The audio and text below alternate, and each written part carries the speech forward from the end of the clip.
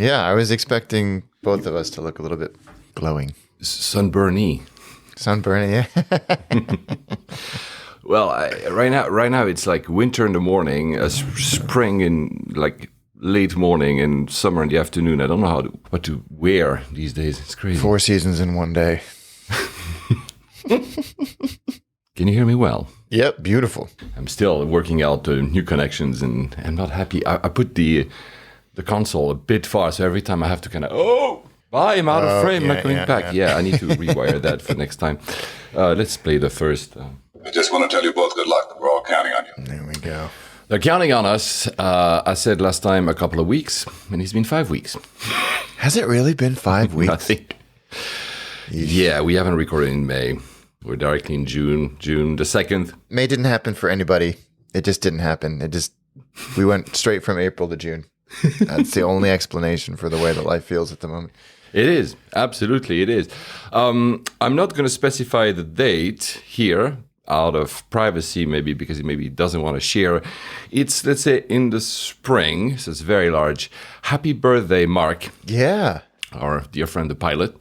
He will know which date it is. You guys might not know. If you do, send him a message. Or even if you don't, just send him a message. He'll be happy. Might be a little bit out of sync with his real date, but it doesn't matter. Happy birthday, Mark. We're very happy birthday, Mark. Yeah. Congratulations on your book on paperback. Today? Is it? I think it's today. Today? Right? That's exciting. Yeah. If you haven't read it already, it's a beautiful, beautiful book. Absolutely. There's another anniversary today. What is it? 13 years ago today, you and I met for the first time. What? Yep, in Singapore. How? I mean, I know that it was in Singapore, and I remember exactly how we met. Was it exactly? Wow. 13 years ago today. And it just popped up in my photos this morning. No way. At AdTech in Singapore. Yeah, exactly. Was it Suntech, the big conference? Yeah. Holy cow, man. Wow. Well, yeah. And we used not to see each other a lot, first of all, because I wasn't living in London. And then I lived in London. We were still not seeing each other a lot. And then for the past 2 months, it seems that we're seeing each other every week or something, which is... Yeah. Yeah, no, it's great. It's great that the universe has decided that we need to see more of each other. Yeah, which is why, guys, you don't get us on the podcast, because we just hang out and then we don't... Yeah, exactly. We don't need to record it if we're right there. Let's play the music for again.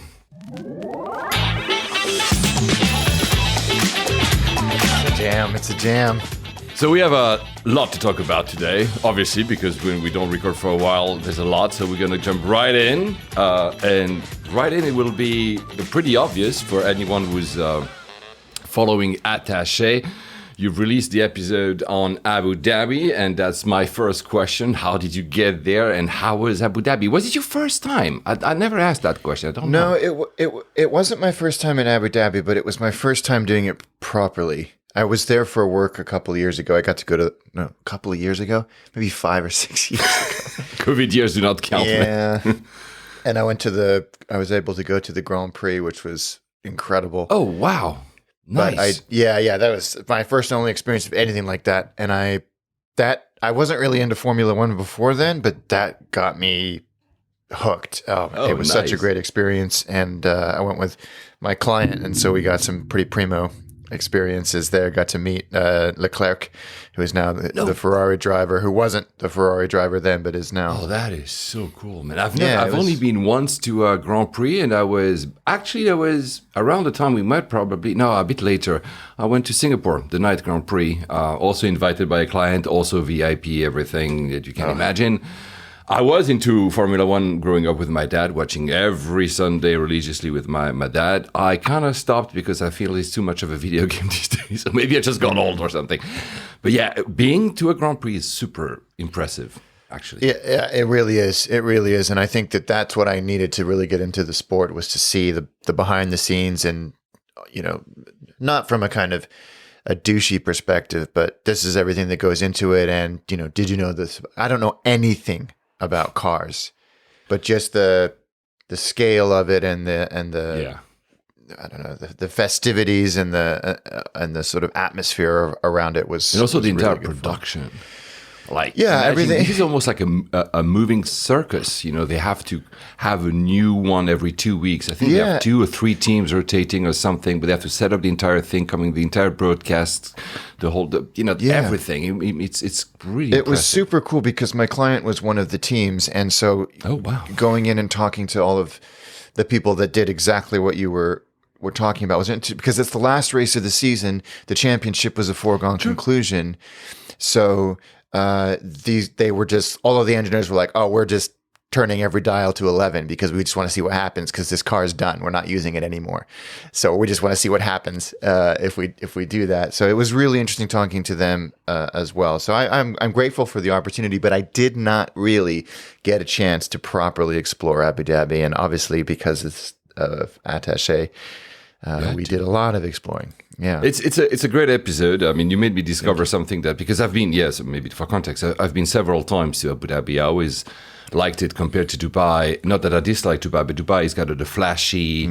I always almost want to use the term like, the Benjamin, the smaller brother that, like kind of overcompensates a bit, whereas Abu Dhabi is more confident, so it's more quiet. Actually, it's where the money is, right? We know that, but also it's more family oriented. I would probably say they didn't choose the same route as Dubai. This is not a judgment, guys. I'm just saying it's a very different atmosphere. Yeah, it's definitely a contrast, and a palpable contrast too. And so I had been, to the Louvre, which is fantastic as a building itself is absolutely fantastic. But I had never visited the market, which you visit during the show, and I really want to go now. Yeah, the Almina Fish Market. It's been completely renovated. I guess they did it during COVID, and it's fantastic because it is out where the fishing boats come in, and also where there's the date market and a few of these other wholesale fruit and vegetable markets. So it was a great experience, and I'm glad that we were able to get out there. We didn't go to the Louvre because A, we ran out of time, and B, it wasn't in the area that we were trying to capture and wander around. It's one of these areas that they are building. There's going to be a Guggenheim, I think, or something as well nearby, which is not finished. So they're like, this is the issue sometimes in the cities, that they're building like new areas. That's exactly what it was. Like back in the day with Dubai, when you had like, I'm talking back in the day, I'm talking like in a very old person, like down, which is Marina now, and even further, there was almost nothing in between, which is not what is now downtown and the most southern tip. And now it's one single city. So so at the beginning you were like, do I want to go there? And now it's like part of the same city. So the same will happen with Abu Dhabi. It definitely feels like that. One question before we go, because I know we are an aviation podcast, but how was it during Ramadan? How was it? Yeah. Do you feel any difference? I was very concerned about that for a number of reasons. Primarily, I wanted to make sure that I was being respectful. Yeah. Not only as we filmed, but also as we were just trying to exist, going around. I asked a lot of other people, like, what should we expect? Is this am I a fool? And people said, actually, you know what? Generally, it's a good time of year to go because places are quieter. Except in the evening. And that was our experience. But I asked rather trepidatiously the concierge at the hotel when I checked in. I said, am I going to be able to, eat and go out? And he laughed because he thought I was joking. And he's like, yeah, no, it's fine, man. It's okay. Yeah. Kudos for asking. And then the first morning I went down to a little, before Greg had arrived, coffee, chain, and I wanted to eat something, and I was like, is it okay if I sit in the window? And the woman's like, yeah, it's fine, chill. I mean, again, thank you for asking, but it's fine. Maybe don't go around, tongue effing a Big Mac as you walk down the street, but everything else. But that's what I remember, having been to the UAE and others during Ramadan several times. Yeah, basically even avoiding to basically like show off a bottle of water, which sometimes can be hard if Ramadan is later in the year, it's very hot. Yeah. But, I mean, It's never been an issue. That's what I told you. It's never been an issue. Everything. It was in no way. I mean, the market was bustling during the day. There was no problem for us to eat. It was no problem to be. It was as life was carrying on. What was lovely though was that when the sun did go down, the whole place just came. All the shopping malls, all the restaurants. The atmosphere was really, and the really food great. at that time is actually amazing. There's a celebration around it. Oh, I mean, the Middle East always celebrates food, but there's a celebration around it. And I mean, it's like at the end of the day, it's like everywhere. If you're respectful of local norms, and here local norms includes, the aspect of Ramadan. I mean, you're mostly fine. But kudos for you to having asked, because I think it's important to do so. It was important to make a faux pas. Well, yeah, and I mean, it's the ethos of the show to an extent, as well as being respectful of travelers. But I mean, I was also, if I'm being honest, looking at it from a practical perspective as well. So. I was very happy to see. Now my memory is a bit blurry, but I think you're showing Jollibee in your episode, which is a Filipino food chain, says a fast food chain, pardon me, which as an ex-resident of Manila myself, I was very happy to see. We have one in London, actually. Yeah, there's one in San Francisco. Earl's Court, I think, here in London. It was one of my first. Everybody told me that I had to try when I moved to the Philippines. The Jolly Spaghetti at Glorieta Mall was my first experience. The second day, I think I arrived there or something. There's also the Yum Burger, which is very good, and the Chicken Joy, I think it's called. I mean, they have like stuff. It's really nice. I was really happy. I like Jollibee, which is of course fair as well, because there's a large Filipino community in the UAE and the region as well. So they have it's a fantastic place. I know it's just a fast food joint, guys, but maybe I have like this soft spot for it because I used to live there. I was really happy to see it in your episode. One day you'll do a Manila episode, and I'll take you there, and I'll take you to the Jollibee I've been for the first time. Anyway, maybe go to the travel itself. Because for me, there's burning questions. There's two. First is, how was Etihad? Because I guess that's why you've flown. And two is, was the Midfield Terminal open? Well, yeah, two very important questions. I did fly Etihad. I had a credit that was expiring, and I kept kicking it. There was a flight that I was due to take from London to Sydney on Etihad in business class in March 2020. Oh, yeah, I remember that. And obviously for, we know, the obvious reasons, it was canceled. And I had this travel credit. I also used miles to upgrade. I transferred some miles over, I think, from Amex. And so they were just sitting there. I hadn't had an opportunity or frankly need. I had flown Etihad no, actually I hadn't. You had never flown Etihad? I had flown Etihad, but not since this cancellation. I see. And I kept extending the validity of the credit, and they eventually emailed me and said, "We've made it an open ticket, and it will expire on this date, and you need to use it by then, otherwise you lose it." And I thought, you know what, that's reasonable. That's reasonable. Yeah. And I had looked around at places, and I had been yearning to return to the Middle East and film there. And I had looked also to try and connect it with a trip I was already doing to Portugal for work, speaking work. And I spent way too long looking at all of the departure points in Europe and if they would jive with my schedule for Lisbon, which was fixed, and also whether or not it was good value for money. And actually, I think I traded some notes with you on this while I was doing it. Oh, yeah. That's why I know it was a very long process, because you kept asking me questions. And also, just not simply it was about transit as well, because... What should I do? What do you think? What would you do if you were in my place? No, of course. It's also one of those, validate my bias, please. But it was... There was no Etihad flight from Lisbon to Abu Dhabi. They just started it last month, or restarted it. I can't remember if they did it before. That was not an option.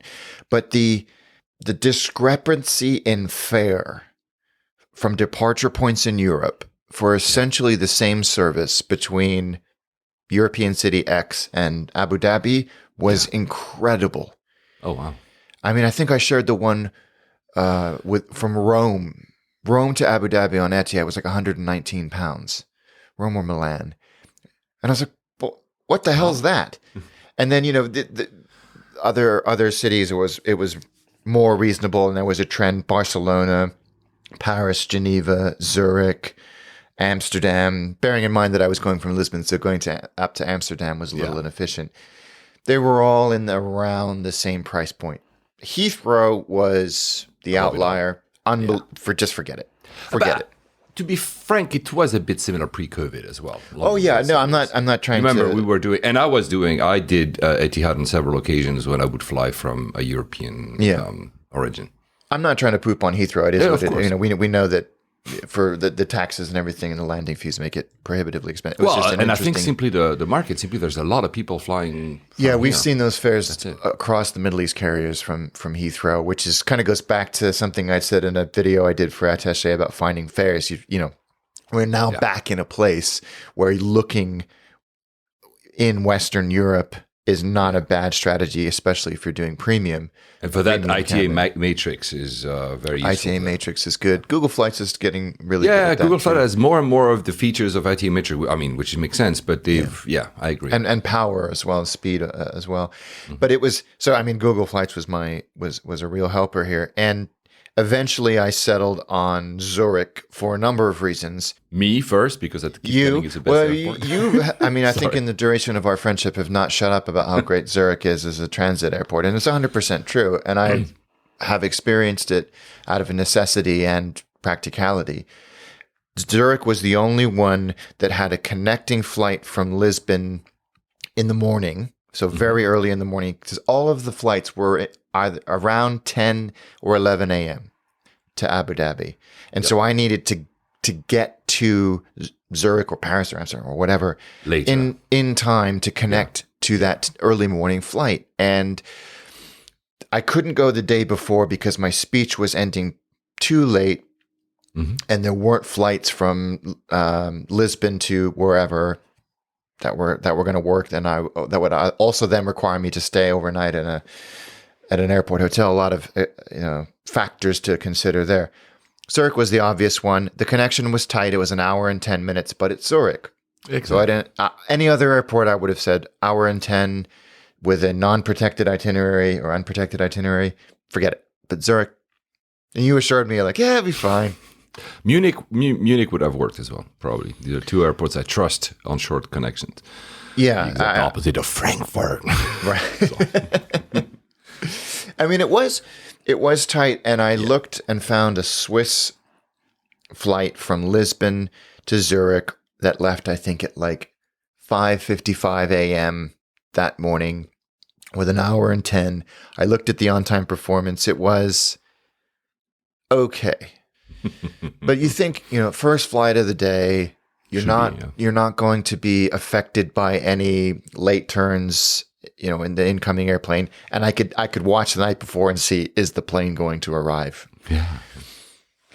Well, that's a lot of stress actually when you. Yeah, and I had, I settled on Zurich. It was a decent fare. It almost to the penny used my flight credit up in economy to go Zurich, Abu Dhabi, London in economy. But I also had enough miles to upgrade to business for both of those legs. Awesome.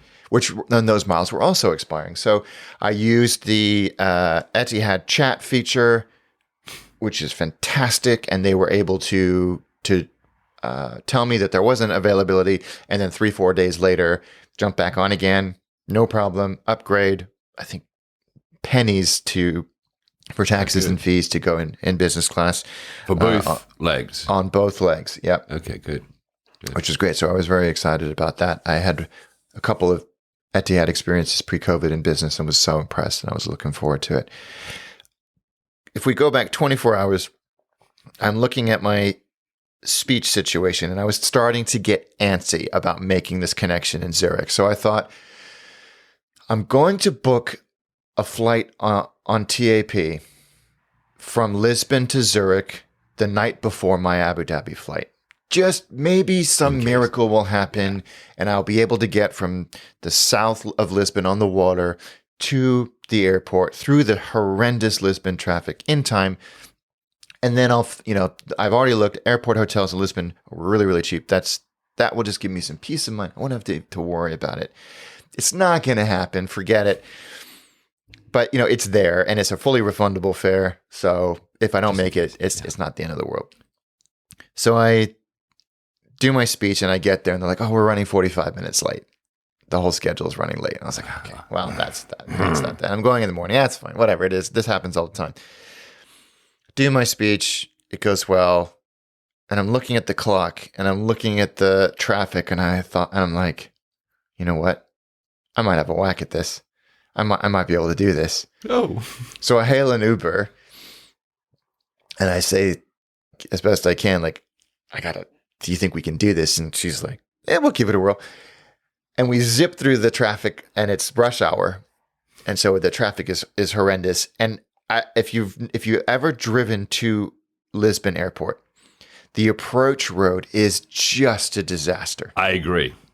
Yes. Total absolutely. Disaster. I forgot if we've ever done Lisbon as an airport, because there's been a huge backlog of airports that, before since COVID, we haven't covered that we were doing back then.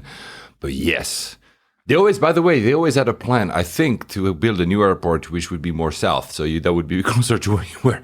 But that's still still science fiction. It's north, and it's it was the ending. Yeah, it's always. I know. And I know exactly what you mean. They've routed, and I can understand this because with so much Uber and taxi traffic, I think taxis are exempt, but Uber traffic and ride sharing traffic. They have to go to the. You go into this what was a kind of drop off for friends and family, Kiss and Fly, now exclusively Kiss and Fly, or I think cell phone loss they call it in America, but they've said this is only for ride sharing, and you have to wait in a queue to go in, and they have cops like get out, go.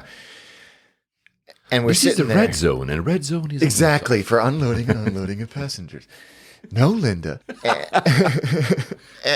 But and we enter this queue outside of the airport on the main road, and I was like, oh, and the clock is ticking and ticking and ticking and ticking, and eventually the sweet lady drops me off, and I run in. I'm like, hand baggage only. It's business class ticket, so premium security, fast track security, whatever. I'm like, I've got 40 minutes until this flight takes off.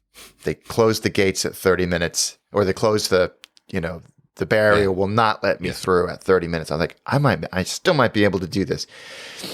And by this point, I'm like, I'm going to do this. And so I run up to the premium thing, and I scan my boarding pass. I'm like, try again. Try the next one next to me. No. And I said to the guy manning the e-gate, and he's like, you got to go talk to TAP. And I run over to the gate and go to the business class check-in, which was empty. And she goes, oh no, if you can't get through, you need to go and talk to customer service. They're in there. And it's in this sort of glassed off waiting room in the corner of the terminal. Yeah. There's an automatic sliding door, and I run in there. And I go up to the desk. There's no one in there except for these 4 ladies behind the desks. And I go, and they're like, do you have a number? I was like, what? They're like, you need to take a number. I'm like, but there's no one here. On. You need to go outside and take a number. Oh, come on. And I'm like, but I need to, I'm my flight's, no, you need to go outside and take a number. Oh, come on. Oh, God. And I'm like, okay. I'm not going to lose my shit right now. So I walked out. I took a number. Tick, tick, tick, tick, tick, tick. 7 minutes later. At this point, I'm like, yeah, no. I go in after my number's called. I'm like, that was a waste of time. And she's like, what's the issue? And I said, well, I can't get through. And she looks, she's like, tapping away on the computer. She's like, the flight's closed. And I'm like, when did it close? She said 1 minute ago. Oh my, no, come. And I'm like, no way, man. Okay. She's like, I've been so pissed off at that. She's like, she looks at me. Actually, she didn't even look at me. She didn't even look up from the computer. She's like, and also you made your reservation for tomorrow. And I'm like, no way. What? She's like, yeah, you go in 24 hours. That's why I didn't let you through. Oh, and I was like, what? She's like, yeah. And she's like, there's nothing. I was like, can you put me on the flight now? She's like, no, it's gone. Alex. What have you done? I was just like, and I was like, is there anything else? She's like, I could get you to Geneva. I'm like, Geneva's not Zurich, you know? I'm like, you know what? Forget it. I was like, I was my own stupidity. I will pay the price. Alex. She's like, you'll get your money back. And I was like, oh man, I must have been like playing with so many dates and connections and like all of that. She's, Alex. I know. I think I've only done that once before in my life. And that's for me the only reason, not the only reason, but I have these auto things when the flights populate my calendar, because sometimes it's very obvious that I made a mistake because suddenly they think, I'm like, this shouldn't be here. Yeah, and I think shit. There was a notification sucks, that made me raise my eyebrow about anyway, it check-in happens. being open.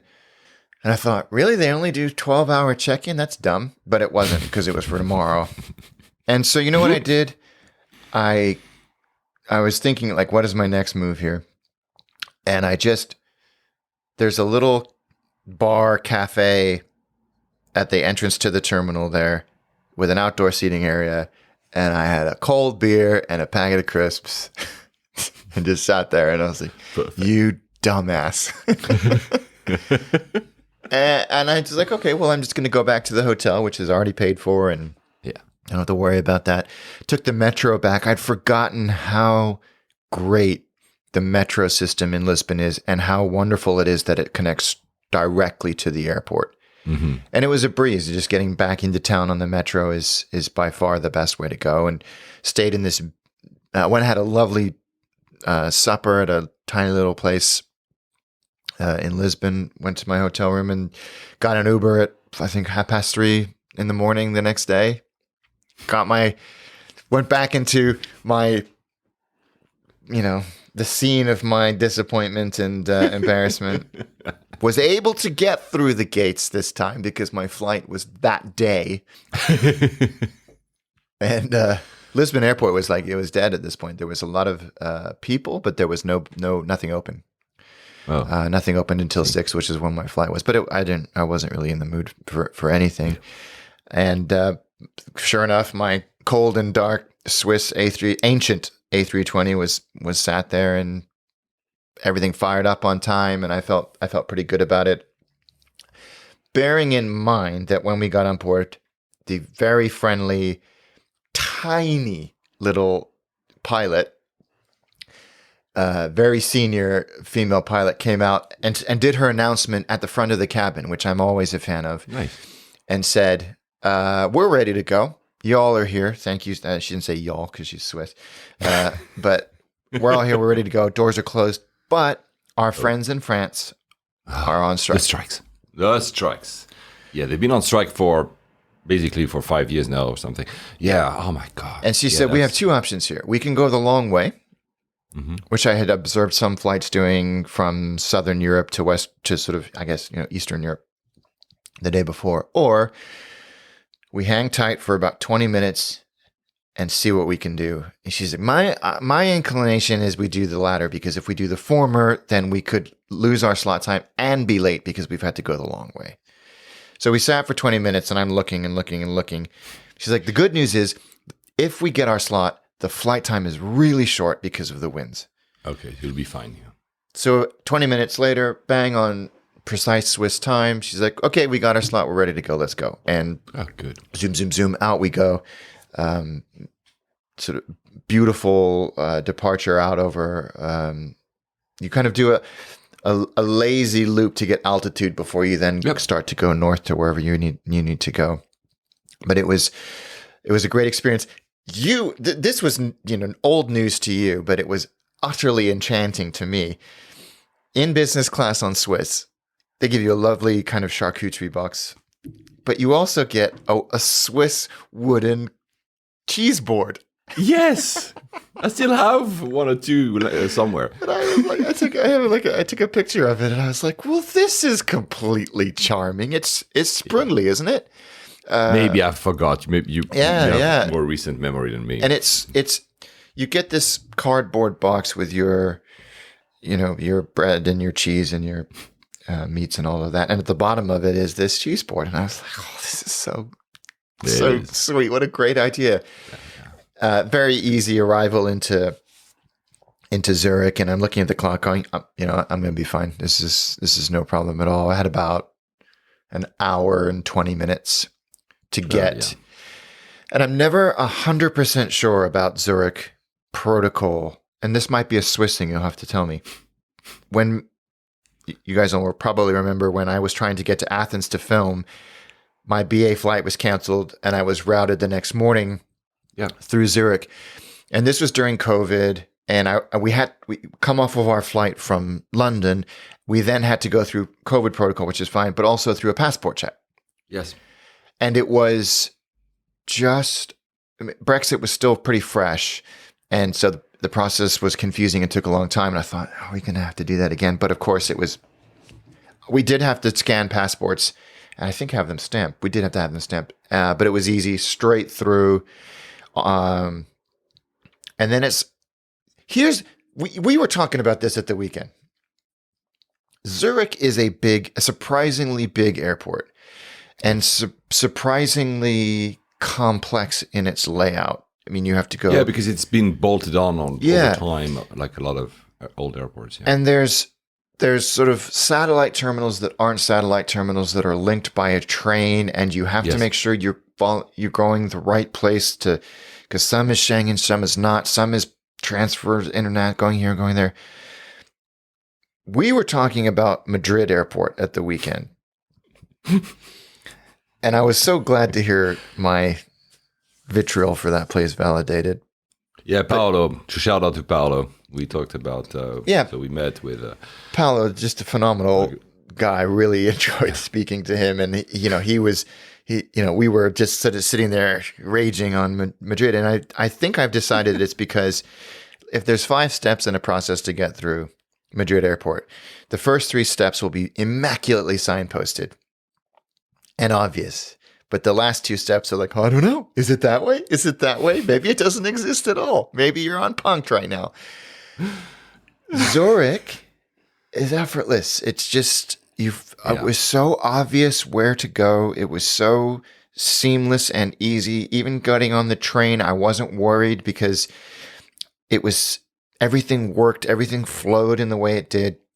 And I emerged at my Etihad gate just as they started pre-boarding. Yeah, there you go. Yeah. And the train has the added value, unless you have your noise-canceling headphones. There's cows. The cows and the bells. And I think it was Heidi was giving us a greeting. Yes. I was so impressed by it. Because you're right. There are so many airports where things have been bolted on and it doesn't work. It only failed to me once. I remember a long time ago, I think I flew from Montenegro and I was connecting, probably Etihad actually. It's a long, long time ago, 2017 maybe, where there was like a little moment. It was like I wasn't sure where to go. But usually it's, in general, if you arrive from London, you arrive at Gates D. And if you depart, that wasn't the case for you because you were coming from Schengen, and Switzerland is part of Schengen. And if you depart like long-haul flights, generally is that new terminal Gates E, which is you take the train to, and it's like an island in between 2 runways, which is my favorite terminal in the world. They have like amazing views, but of course you didn't have really time to enjoy anything because you were boarding directly. But this is it. It's all about signage. You've never been to Doha, but that's the same thing. The signage is very well done, and it kind of feels always in front of you. You're walking and you never lose sight of where you are. Yeah. And these are airports like that. And these are airports like Madrid where it's not the case. When you're like, where am I going now? I remember watching a documentary on the construction of Dubai airport. Mm-hmm. And this was 15 years ago, at least. And they had built the physical structure for the most part.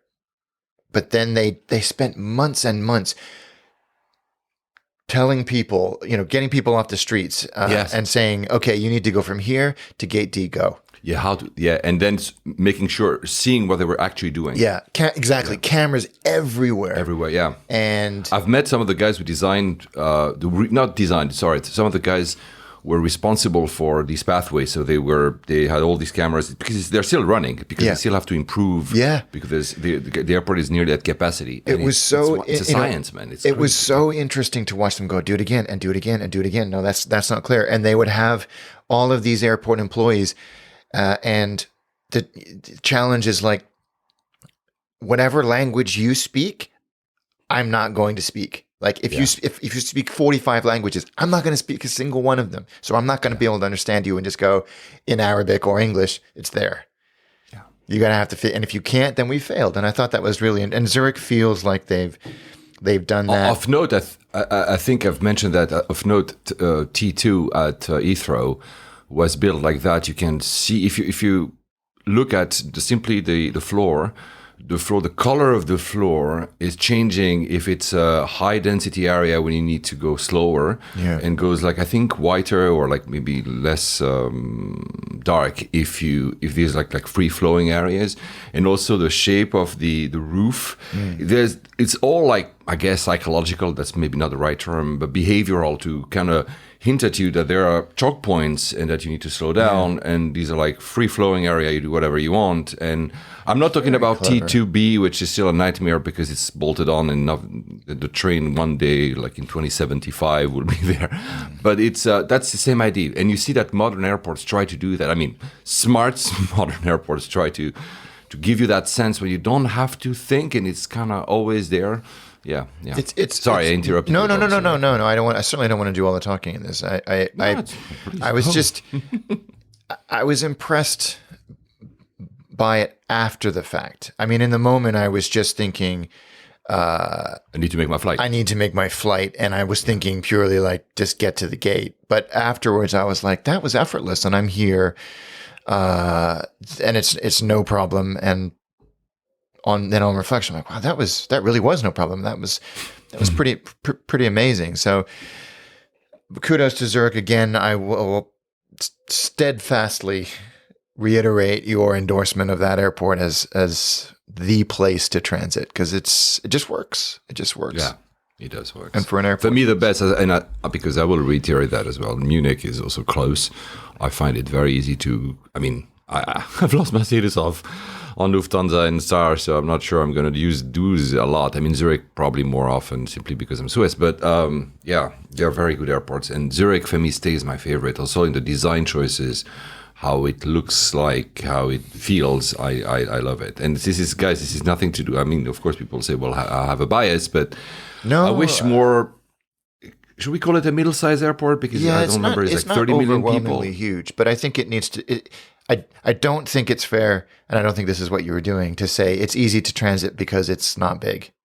Yeah, exactly. I was trying to say it's big, and it's a lot of transit, and it works really well. Yeah. I need to go back to something really quickly because it would be remiss of me.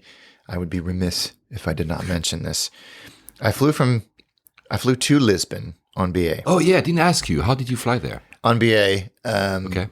And not only was I greeted by name by the cabin manager. Nice.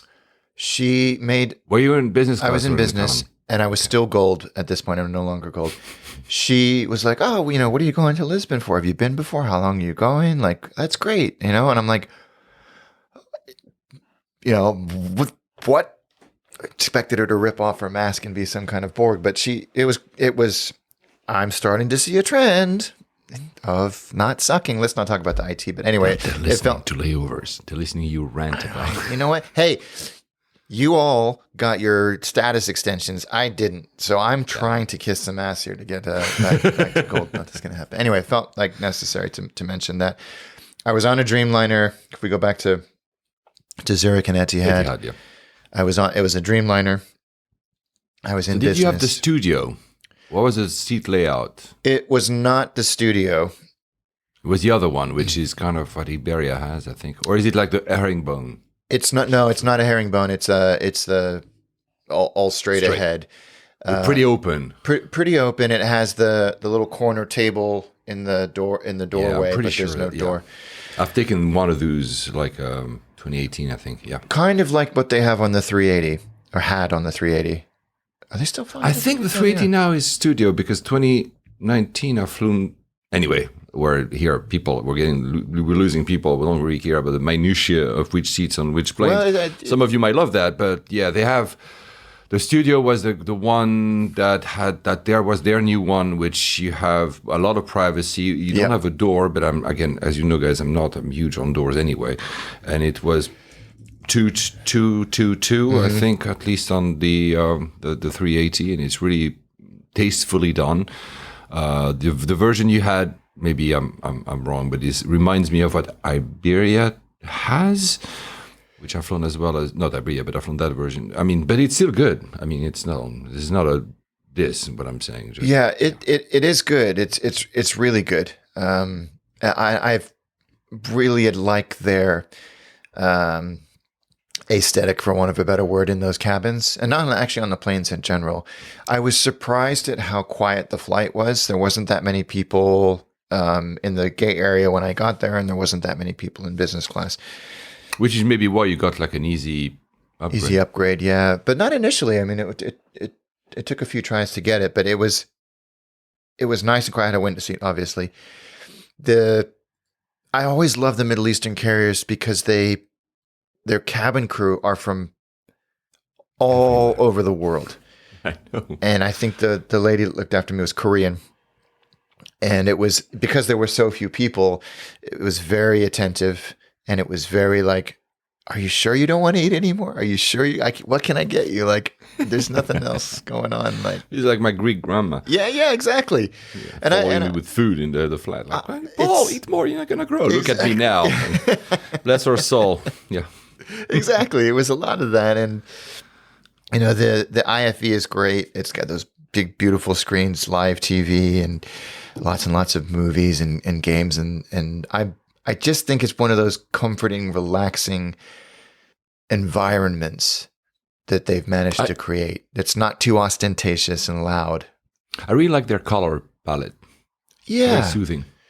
And there's something very soothing about you're right. colors they chose. And the lights reflect that, not just in the cabin, but also at the seat level. Yeah. It's very cohesive, and that's rare, even down to the amenity kits. It's all complimentary. Agreed. And very, very comfortable. And I was exhausted because I didn't get a whole lot of sleep, and I was running around. It had been a busy few days leading up to it, and I didn't want to I'd appreciated it. I took it in, but I just wanted to have a glass of champagne and a nice meal, maybe watch a movie and catch up on some sleep. And that was the perfect environment for it. It was relaxed and calm and quiet, and they were attentive without being invasive, which is such a delicate balance, I find. And True. Not like being, I mean, I love Emirates, but when you're on a A380 in business, there's a lot of people. There's a lot of people. There's a lot of movement just because there's a lot of people.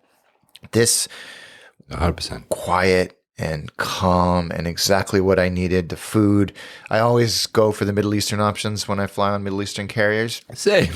Same, of course. And almost invariably it's outstanding, and this was no exception. It was fantastic. And we landed at sunset, essentially, in Abu Dhabi. But coming in over Saudi Arabia, one thing struck me, and I was on I think they do free messaging Wi-Fi, so I was trying to tell everybody that would listen to me about this. You fly over the desert in Saudi Arabia, and there's just waves of sand. It looks like you're on a kind of taupe-colored ocean. As far as you can see, there's nothing. And it really made you feel quite insignificant. It was very calm, very soothing, and I just sort of sat there staring out of the windows for a while, just completely mesmerized by this kind of hypnotic symmetry that was going on below me. But it was neat because you fly down the Gulf and got a phenomenal view of Doha. You can see the stadiums in the airport and the skyline of Doha because you're starting to come down. And then you do this long track along the coast of the UAE. Yeah. And then over the neighborhood, well, it's not really a neighborhood, the land between where the airport is and quote unquote downtown Abu Dhabi before you do a 180 and come back and land. And it's interesting because you stay at the same altitude for a long time, and I took a bunch of video to be then included in our episode, but it's very barren. It's very low rise. It's almost suburban. And then you can see all of these TBD areas where they've done the grids for the streets, but there's nothing there yet. The infrastructure's there, but there's no houses. And you're just, with the light the way it was captivating. And as soon as you land at Abu Dhabi, you're like, this is kind of a dumpy airport. I know.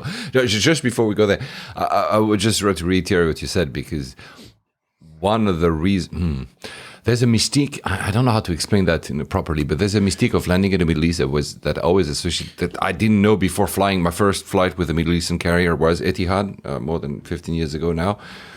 And the first time I landed, I had this kind of impression. And the fact that you land either late in the evening or at night adds a bit to that mystique and that feeling of quietness and vastness of, like, also the cliches that you have in your mind. It must be a big desert. Yeah. We know now, both of us, that it's not only a desert, but I mean, you have these, and I don't know, there's something soothing when I've landed in all these places, whether it's Doha or, Dubai or, of course, Abu Dhabi.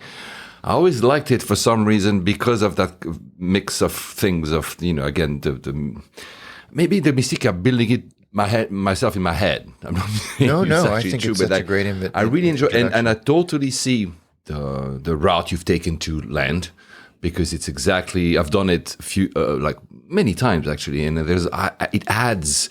You see all the other spots, and it's like, oh, they're very close to each other, because sometimes you can see Dubai, you can see, and I don't know, there's something that I like a lot about it. And yes, because I'm going to get you led on with it, yes, the airport is, I don't know, man. It's, and you know what? You probably arrived, and you're going to tell us in a second, you probably arrived at T3, which is their main, T3 was actually opened, in April 2009. So it's not that old, but it feels like it's from the 70s anyway. You're like when I remember actually landing in Abu Dhabi, probably in 2009, probably like a month or two after it landed. It didn't feel that old, but there was something, especially when you compare to Dubai next door, it feels even older. But go on. No, you're 100% true. It feels, it has all the hallmarks of a dated airport. The low ceilings, the layout, and just space, just the way it looks out from the exterior as well. The only signal you have that something is afoot is the beautiful control tower. Yes. Oh my God, it's my favorite. And it's striking in its shape and its design, but also its size. Was it you that was saying it's the tallest? I don't remember the tallest in the world. It's among the tallest. I don't remember which one is the tallest. Was it the one at Jeddah? Or maybe one of the Chinese ones now. Istanbul? Yeah, maybe. Oh, Istanbul, yeah. Maybe, but it's, I don't know, but you can see that one for me, especially that because it's super flat, it feels like it's in the middle of the desert. Yeah. And again, because you land or you depart late at night, early morning, it has this little bit of haze in front of it because of the heat. And it looks like, what is this? My favorite. Is it supposed to be a Dow sail? It looks like one. I don't know. I've not looked into it. Probably. I'm sure it's something far more obvious that I'm missing. But it was great, and we hilariously. There were a lot of sailboats, like in the past in these regions when they were like because they were sort of free ports, weren't they? At least Dubai was. Anyway, sorry. We pull up, in this dumpy terminal, and they're like, "Okay, the buses are here." I'm like, "Buses? What is this?" Yeah, I'm like, I know. Contact? So you get on the bus. Actually, I didn't think that in the time. I was like, "That's fine, whatever." Great, because buses usually mean you're going through on the tarmac, and you're going through cargo areas, and you're like, "This is great." In an airport I don't really know that well. I get to see a lot of stuff, and they had a business class only bus, and there's like 8 of us on there. It felt unnecessarily ostentatious. And yes, but when you are, I know it feels like super privileged, but when you are late to a connection, it's really nice to have. I wasn't complaining. Right. I mean, I've had even like first class buses for myself, which make even less, come put me in the business class one, guys. However, when you're super late, it was not your case because you was an arrival, another connection. You kind of like, of course you feel like a baller, but at the same time, like, can you go faster? Yeah. Not wait for everybody else. Yeah. And it's you go into this terminal, which we've already described as nothing special, but the immigration process was e-gate. So very straight through. Was it? Okay, good. No problem. Yeah. Easy. That's my memory as well. For context, guys, last time I went, it was 2019, I think. So, yeah. Easy. You do the luggage scan as you leave. I don't think anybody was actually looking at the screens or anything. It was just cursory. And I was landside in 5 minutes. It was very, very easy from that perspective. And I really, from my research and then experience in Abu Dhabi. So the research and developing the episode and then actually experiencing it. Abu Dhabi as an emirate and as a city has transformed during COVID. All of the processes and procedures that were either cash-based or paper-based are gone. Absolutely gone. Everything takes card. Everything's been automated. Everything is touch-free or self-service. And the tourist information has not caught up to support that. So someone wrote an article in 2018 and it's unrecognizable now. I think that's a reflection of it. It was that's the case, I think, in a lot of regions. But it's true that even in Dubai, which was more tourist-friendly, I don't know if I say that correctly, even I found it when I went back after COVID that it was even...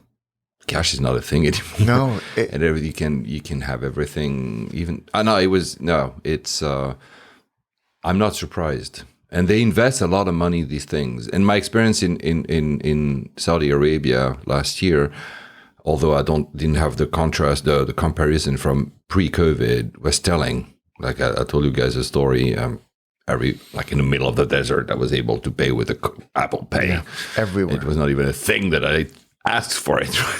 I think it's something that a lot of people have been asking for from what I've read, and it makes our lives easier. It does, and I think it makes their lives easier as well. Oh, of course. It's just one less barrier to commerce, and I think that they've really embraced that, and it was apparent throughout our entire experience. Okay. And I'll fast forward. Etihad was great. I wasn't expecting anything less, to be frank. One of the detours, and I won't spend too much time on this, but I will mention it because it is aviation related. We took a hot air balloon in the empty quarter. You have a small vignette episode on Attaché. I wanted to do that. I thought I looked at a number of ways to explore the empty quarter, and that was probably the most compelling. I had been in a hot air balloon once or twice before in my life, but decades ago, and this was fantastic. This is out of Dubai, so Greg flew into Dubai, and came back up. He had I say because you told me you were discussing as well how can you go catch him or the actually thanks to your advice, it all worked out really well. He came in on BA, which was late, and then late departing, but we filmed in Abu Dhabi, and then we went to Dubai. And stayed there, and our car picked us up at about 4 a.m. because they're always dawn flights because of the weather's the calmest. You don't have the thermals from the heat of the desert. It's nice and calm to do a sunrise flight. And this was in April, within the last 6 weeks. 4 a.m. the bus rocks up, bang on time, easy, get in the bus. And I'm like bleary-eyed, and I'm like looking out the windscreen. And looking out the windscreen, and I tap Greg on the shoulder, and I'm like, "Is that effing rain?" And he's like, "I was just thinking the same thing, man." And I said out loud to anybody, I was like, "Is that rain?" And he's like, and the driver's like, "Yeah, I have no idea where that's." He's like, "Sometimes that happens." He's like, "But it's been months and months and months and months and months." And I was like, on the day that we're supposed to go in a balloon. And we get there, the pilots are unloading 7 or 8 different balloons. I'm like, it's going to be fine. Don't worry about it. So we go up, just beautiful, beautiful morning as the sun is coming. We had to wait a little bit for the rain to be 100% gone.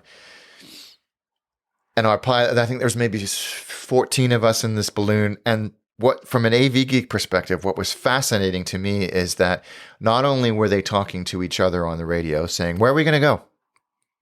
I'm like, whoa, you can actually have a choice. Because the last time I went in a hot air balloon, the pilot would spit over the side and watch where his spit went to see which way the wind was going.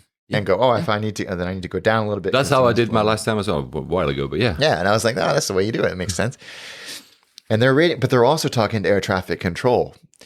Oh, of course. On a transceiver. And they also have an iPad with the same software that we all use when we're going up and flying in light aircraft. And you could see the thing moving, and I could see us on Flightradar 24.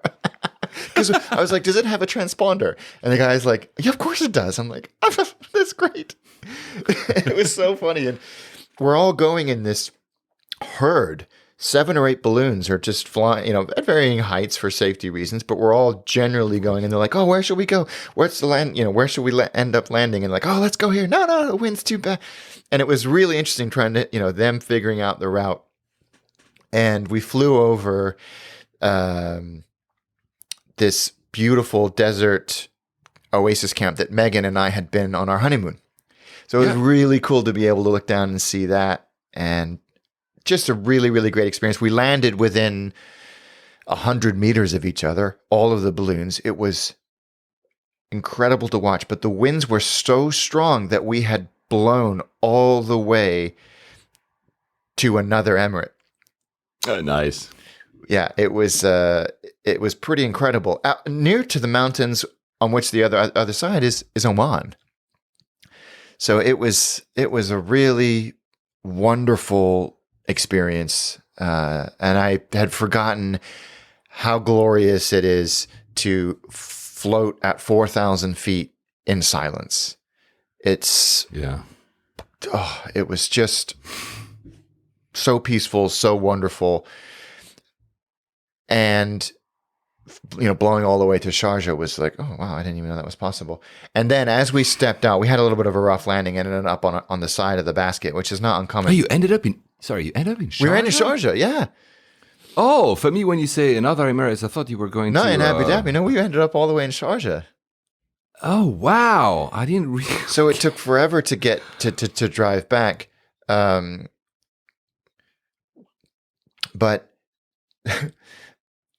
As we emerged from our upturned basket, it was at that point that Greg decided to reveal to me that he had a lifelong fear of hot air balloons.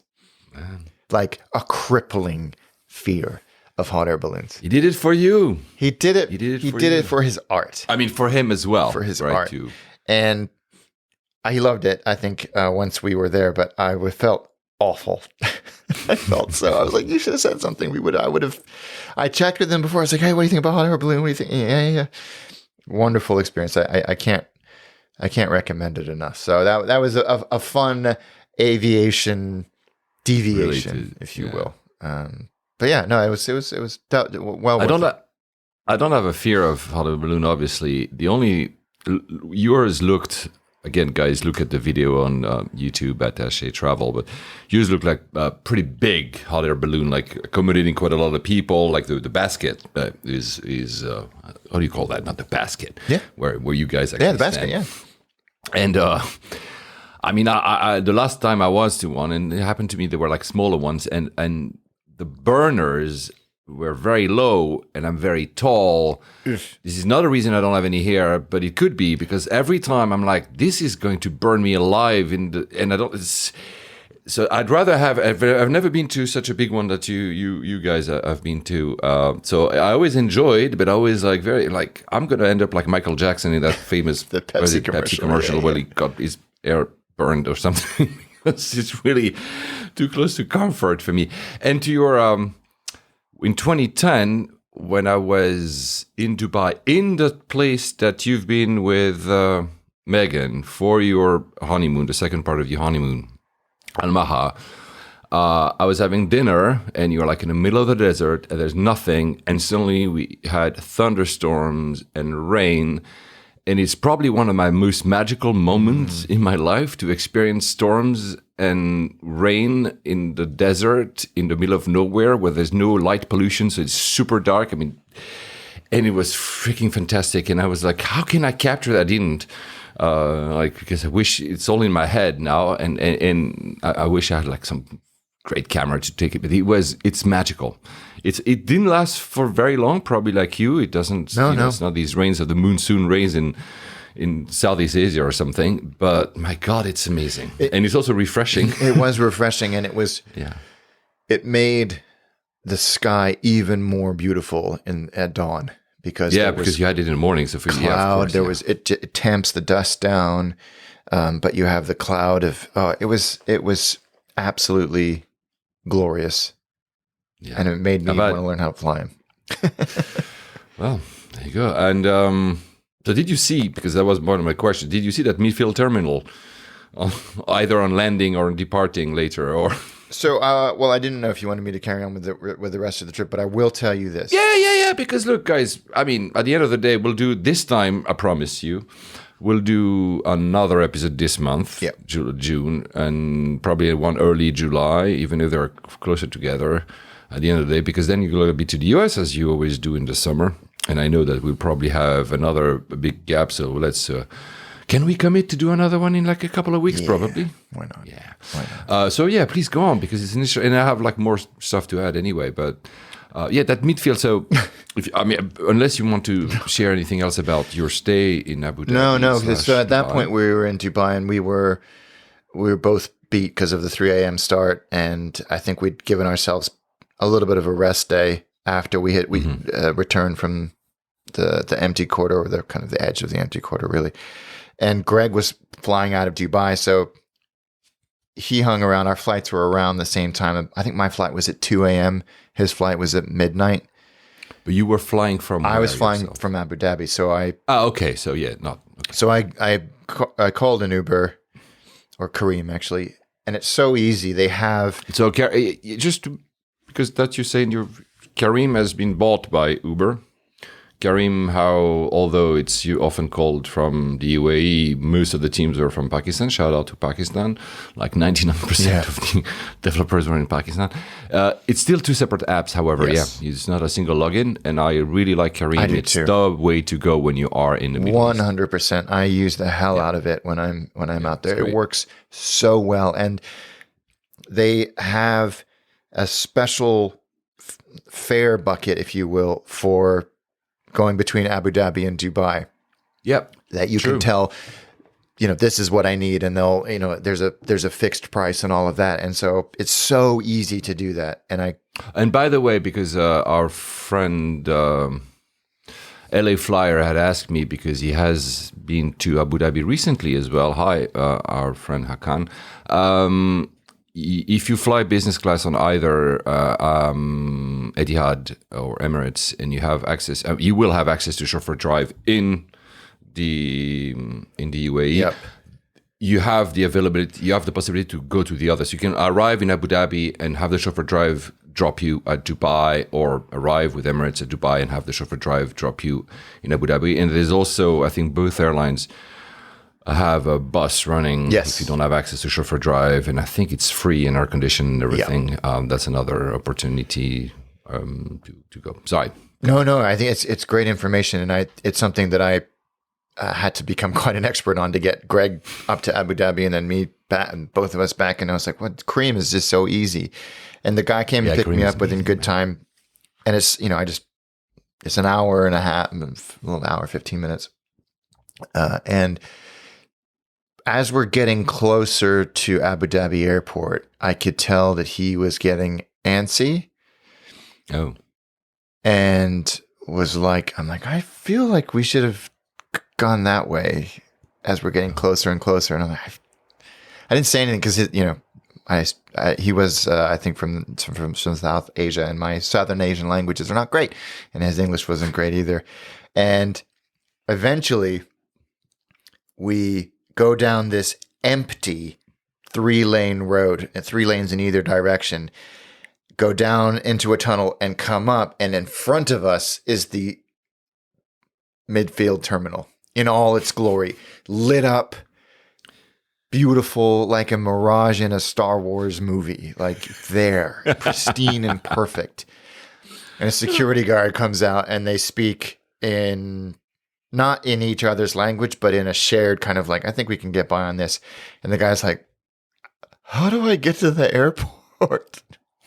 And he's like, oh, you gotta go back and go. He's like, but this is not it. It looks like it is, but it's not. So and it got me thinking, I think I even messaged you, like, it's there. It's lit up. It's inside and out.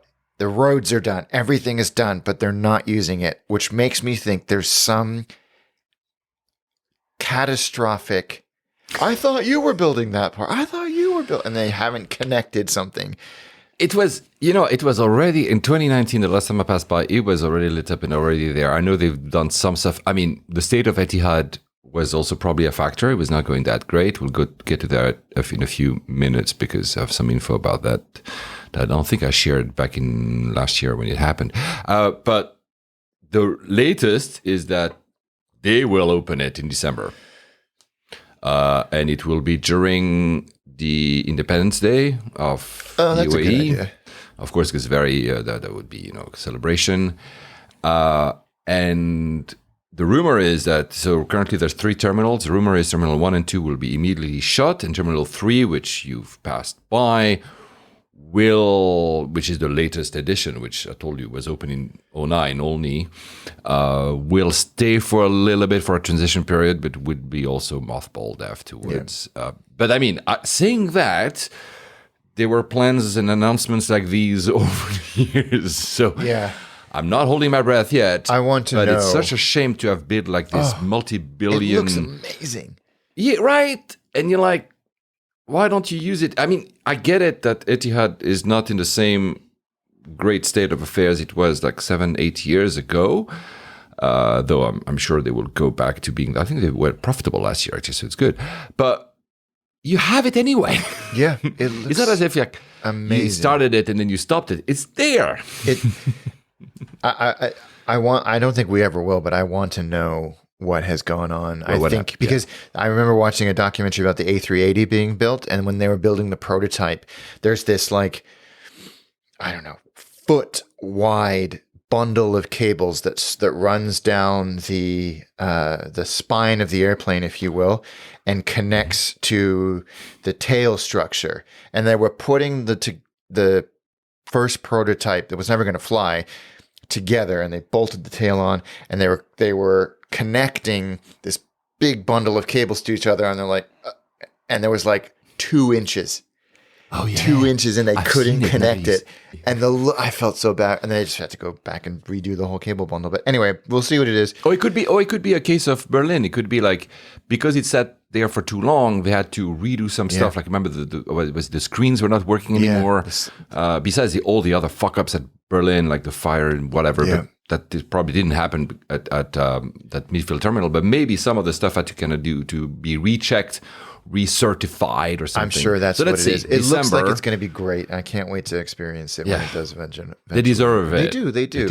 That airport. This airline deserves. You're right, because like going into the terminal to leave, you're like, this is. Yeah. And of course they're not going to invest anything in it because they've got that gem sitting down the road. But it's a crappy airport right now, and the Etihad Lounge is really tired. Well, they're not bad. Physically, really? It felt. There's multiple ones, so I don't know which one. But I mean, again, maybe mine is 5. My memory is 5 years ago, and 5 years is a long time. Right? Also, my expectation was from 5 years ago, and again, they're not investing. The food is, as buffet style, and it's good, and the service was great. It was also like 1:00 in the morning, and I was pretty much done with it all by that point. But the terminal itself is so tired and awful, and I was excited to finally to get on the plane, which was a 350-1000. Oh wow! How was that? My first 350-1000, and yeah, I think I sent you a message saying, I love that. Pretty sharp, and their product is a suite, so it does have a door. That's a new one. You have. Oh, good. But it will be very familiar to anybody that's flown on basically anybody. BA. Yeah.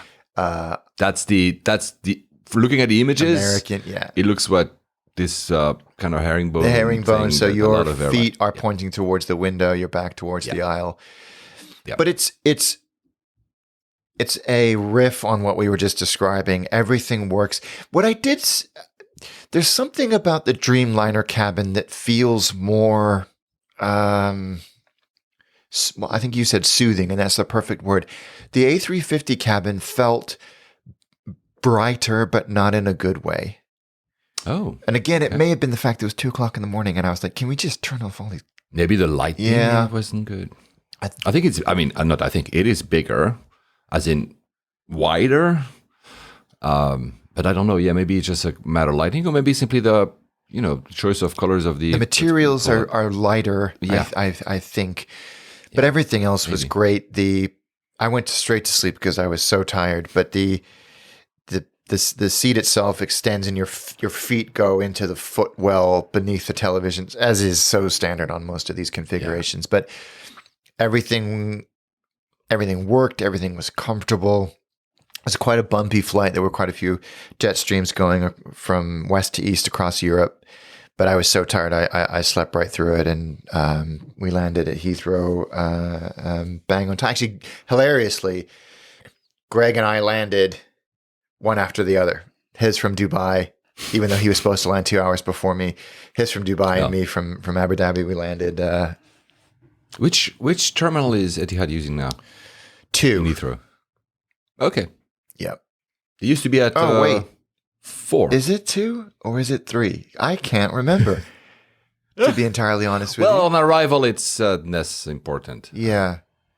But you remember they were at 4, and they had this Etihad Lounge, house of the name of the house of the lounge and of Etihad and other airlines that are associated with us, but not really. Yes. And we are a good lounge. Yeah, it was 3. So that's why it was Terminal 3 because I hadn't been out into the arrivals at Terminal 3 in a long time. I might be making that up, but I feel like it was Terminal 3. But the low ceilings. No, I'm wrong. It was Flighty says it was Terminal 4. Oh, there you go. Can that be right? Oh, so they're back at Terminal 4. Maybe, I don't know. That's where they were. And I know that a lot of airlines have moved around, so that's where they were. I know that I think Air France and KLM are not coming back. Are they? No. See, this is the thing. Anyway. It's musical terminals at Heathrow at the moment. Unless you guys are from London, you might not care about this very minutiae especially as you said, our home airport. Arrivals is. I just wanted to get my car and go home. Yeah, right. Yeah, but which sucks if you are Terminal 4 and your car is at T5. Yeah, I think I had planned ahead and made sure that my car was going to be at the right place at the right time. But I'm sure you had. I mean, the TLDR is Etihad are quietly great. There's not the ostentatiousness of Emirates. Mm-hmm. It's always been the case. Yeah, I think it's always been the case. It sucks that they're not aligned with any alliance. I think I would fly them a lot more. They're not cheap, but it was, as I have experienced with them on every flight I've ever had on Etihad, which isn't that many, consistently good. Not like, oh my God, but this is comfortable and good and easy. The food was good. So I like Etihad. I wish I had the opportunity to fly them more. Yeah. No, I do too. As I told you guys, it was my first flight on a Middle Eastern carrier. It was on Etihad. I cannot remember. Was it a 330, maybe 340 even, I think. We're talking a long time ago. And then I flew Emirates for a very long time, like as in I didn't fly anything else as a Middle Eastern carrier. And I went back to Etihad probably like mid-10s, 15, 16, I can't remember. And I was really impressed because it felt a bit like a fast follower, as in whatever Emirates was doing, they were trying to do as well. Yeah. However, the taste of the interiors and the general experience is more akin to my own taste. So I'm not saying here it's better, but I think to me, it was more the color palette that we mentioned. Everything was less in your face, more... Which is, by the way, a little bit where Emirates is going now with the refurb. When you look at it, it's still more, in your face, but when you look at the refurb, they're going a little bit more soothing. Yeah. And I've flown the new first class, which also the color palette has changed, so it's a bit better. But yeah, Etihad I always loved, and again I reiterate that feeling of landing. You said the empty quarters, not the empty quarter. You meant the zoning that is created and that there's no buildings yet. For a long time, I mean, you could see that in Doha. You can still see that in Doha, but I remember seeing that as well in Dubai, and now these areas are full, or some of these islands were not created and now they are. This is always fascinating as people who love, like you and me, cities and urban planning, and you look at these things and you're like, I wish almost I could like have the same landing every time, and I would take a picture every time and see how different it is. Oh, absolutely. I think Google Earth has a feature where you can go back in time, and I think at least Dubai is there. You can see the difference. It's I love Abu Dhabi. It's probably less transient than Dubai. Yes, overall, I would agree. But it's, I don't know, and I like the way that they are developing their own identity. Not that they didn't have one, but as in own identity for visitors. Yes. They're putting a lot of time and energy and, of course, money into that. And it's obvious. And even though Dubai is as well, I mean, I told you a few episodes ago, I went to that new public library, Al Sarkal, I think it is called. Oh, yeah. They also are, they rely on, this idea of course, tourism, but also trade shows and fairs and conferences and events.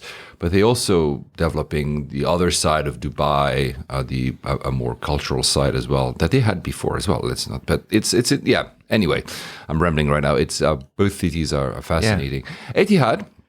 So this is something I should have said actually, because let's be fair. Although we both like Etihad as the airline and the experience, the strategy in especially 2016 onwards, with buying all these shares in all these airlines, became a little bit like a Swiss Air, which basically fails. A Swiss Air did the same and failed, buying stuff that didn't make sense. And the strategy was not great. I mean, in the same breath, I said earlier, fast follower, they were maybe trying to grow too fast in a different way than Emirates, which grew organically, but they needed to catch up. And it didn't work. And I think what happened, this is my opinion. Last year, I cannot remember the date, but last year the sovereign fund, pardon me, of Abu Dhabi said, okay, you know what? Stop this. We're going to take direct ownership of the airline and we're going to run it ourselves. Yeah. And that's what they've done. They said, okay, all these experiments, goodbye. They've named their own CEO directly, so they have a direct control over the airline now. Because maybe they started to be pissed off. Again, this is my opinion, and I'm not saying this is the case. Pissed off at all the ongoings of Etihad for way too long, including probably the Midfield Terminal. So they appointed a guy that came from TAP actually, which I think he did quite a good turnaround on TAP, which is why the TAP that we have today is not the TAP that used to be. And the mandate is very clear. The mandate is, Etihad doesn't fly to places where it doesn't make money, which seems like a normal thing to do, but before it wasn't. Like it didn't feel like evident. The strategy was probably we'll make money on the connection and not on the O&D. Or a lot of stuff were probably prestige as well, and that included the ultra long haul flights. So we're talking 16 hours plus, which they basically completely given up on. I said these don't exist anymore, so I don't think they go to Auckland or stuff like that. Maybe they will redo it one day but actually that proves to make money. Or the stuff in South America, they said that's gone. They want to do more, to your point, more codeshare and interlining agreements. But they're not looking anymore at mergers and shares in other airlines because that clearly failed. Let's be clear. So that's gone. And you remember they even had like a share at Jet Airways, which went into bankruptcy, completely disappeared, I think. So they have a plan to triple the number of passengers by the end of the decade, and also to double its fleet. So it's going to be probably 150 to 100 aircraft. So not Emirates large, but large. And one thing I didn't understand. They say, this is coming out of press release that from 2022 again, in the end, when the sovereign fund took over, The idea is to connect places like China, Southeast Asia, India, and the GCC, so the Gulf, to Europe and the East Coast of the US. I'm like, yeah, that's the idea of simply of connecting like an Emirates. And I'm like, is that a strategy? That's what you were doing already. I mean, Etihad are good at that Western Europe or Europe to India. Last few times I've flown to India, I've gone through Abu Dhabi on Etihad, and it's really good. Because Etihad, thank you for triggering me that memory. Etihad has, maybe is it because of that partnership with Jet Airways they had, but Etihad has a lot of landing slots rights in India, which other airlines wish they had but cannot, because the airline regulator is quite conservative in India, so that doesn't give a lot of. I think even Emirates keeps trying to getting more slots, because India is a massive market with massive transit as well, so people go to Europe and other places. And Etihad for that has a really good shot at this, because they have like. I think they still have, because they reduced their size during COVID, they still have like a lot of unused rights that they could simply use, that they have the right to. So they could grow there a lot. They seem to have carved that little niche for themselves. I think they have a shot of becoming what they should have become originally, all along. Yeah. I think from 2000 and whenever they were created in the 2000 and noughts probably to 2000, maybe 12, 15, that was a great airline that was growing, even though with all the caveats of being too close to Emirates. And then, I don't know, something didn't go quite right, and I think they're correcting the course now. So let's see. I mean, maybe we'll have a shot. There's no rumors of any alliance of sorts, but let's hope. Yeah, I hope so. I'm a fan. I really am, at least from a passenger experience perspective. Yeah, same. I mean, the rumor was back then that if they were to join any alliance, it would be, but I'm talking pre-COVID, it would be Star. Yeah, that makes sense. Is that the case still? I don't know. Maybe they don't want to. Anyway, so since we're in Abu Dhabi, we'll do a little bit of news, a little bit of banter. Unless, sorry, because I didn't. Was there anything else you wanted to mention about that trip? No, that was it. That was a lot of me talking. No, it's fine. I mean, this is we both traveled a bit, but this was the best flight that I wanted to talk about, because it was a long one that I haven't done in a while, and we'll be having another episode. We'll talk to another few flights that we did, but now let's do a little bit of news. Since we're in the region, I know that some of our listeners may be like, Paul, you always talk about the Middle East. Yeah, because I've always been transiting to the Middle East. I tried not to in the past few episodes, so this time it's going to be a lot of Middle East again. Wizz Air, you know that Wizz Air has a Wizz Air Abu Dhabi airline, so they are recruiting like mad. What I didn't know is that in 2022 they had a 6-fold increase in passenger numbers in Abu Dhabi, which is a lot. Wow. And they already flew more than 1 million now this year. And so they are increasing to 40 destinations, and so meaning that people like to bunk on Wizz Air in Europe a bit, being the latest of the low cost, and but I mean it seems to be working right. They seem to be doing a great job. I mean, and that's another option, because they fly to Europe low cost to go to Abu Dhabi if you want to avoid the higher cost of an Etihad, for instance. So yeah, I've never flown Wizz Air Abu Dhabi, so I cannot give you any insight. No, me neither. But why not? Yeah, absolutely. It just opens up the region even more. Saudi, so that was episode 121, I think, when I've been to Jeddah and drove through the desert and the mountains and everything. So cool. They invested, I don't know if I said that back in the day, but the country is investing north of 150 billion into aviation infrastructure, etc. So it's a lot. But one of the things that happened is that they're building new airlines. So they have Saudia, which is their main carrier, their flag carrier. And they're building another flag carrier, basically. Yeah. So they will have 2 flag carriers. So Saudia is based in Jeddah, where I landed. I didn't use Saudia, but I've seen them. Saudia was also alternatively named Saudi Arabia Airlines. I think it's the same, but I've seen both liveries. And so they're creating a Riyadh Air. Yeah. They have tasked Tony Douglas from Etihad, that he left in 2022, to start it, to build it. It's directly owned by the sovereign fund, and I'm wondering maybe, Riyadh, which is the capital, was a bit jealous of Jeddah having the so they said, well, we're going to have our own. They've already ordered like 40 Dreamliners, Dash 9s with an option for, I think, 40 more. They want to cover 100 destinations by 2030, so in 7 years. I think there's a lot of emphasis on tourism, of course, in the KSA. My take is that what they're trying to do is they're building an Emirates airline. Yeah. Don't you think? It definitely feels like that. But didn't they just put in an order for like 300 airplanes? Yeah, because that's because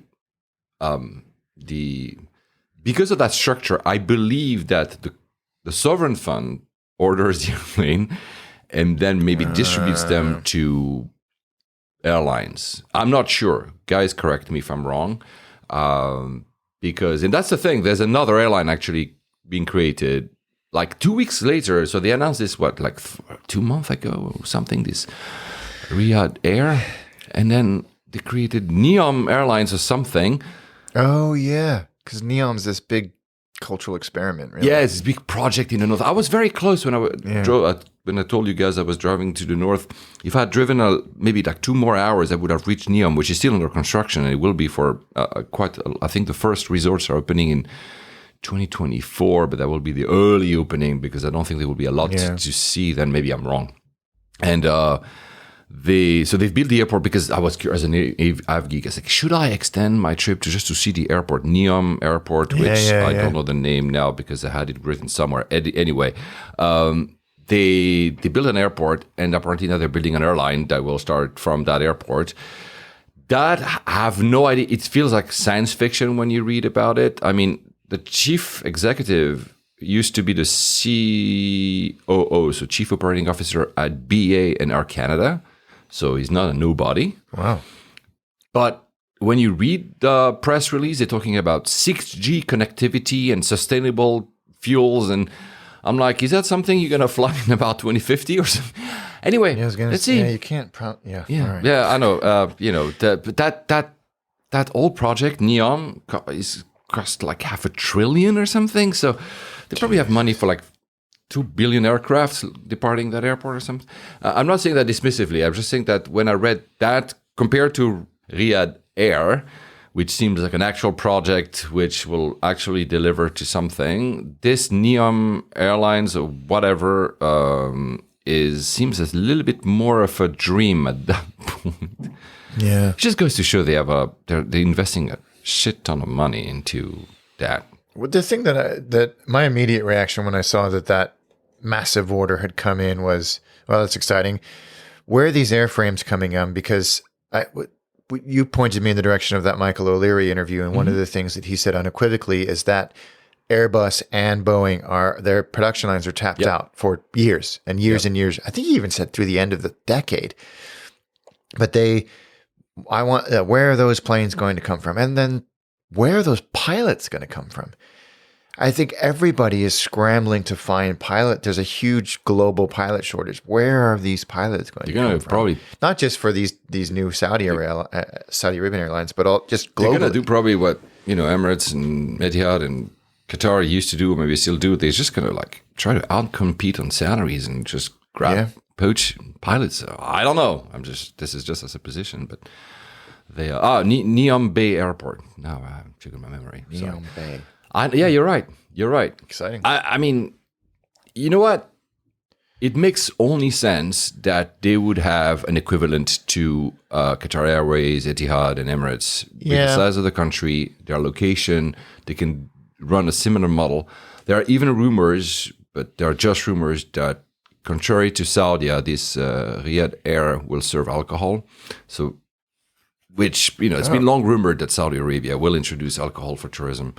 When, we don't know. But of course, if they want to be an Emirates, I'm not saying that they do, but it feels like they would like to. I'm not saying here you need to get drunk in a plane to take it, but it feels that they might have to. I don't know. Yeah. No, I think you're right. I think you're absolutely right. And they're also expanding. So I've told you how Jeddah in the episode 121.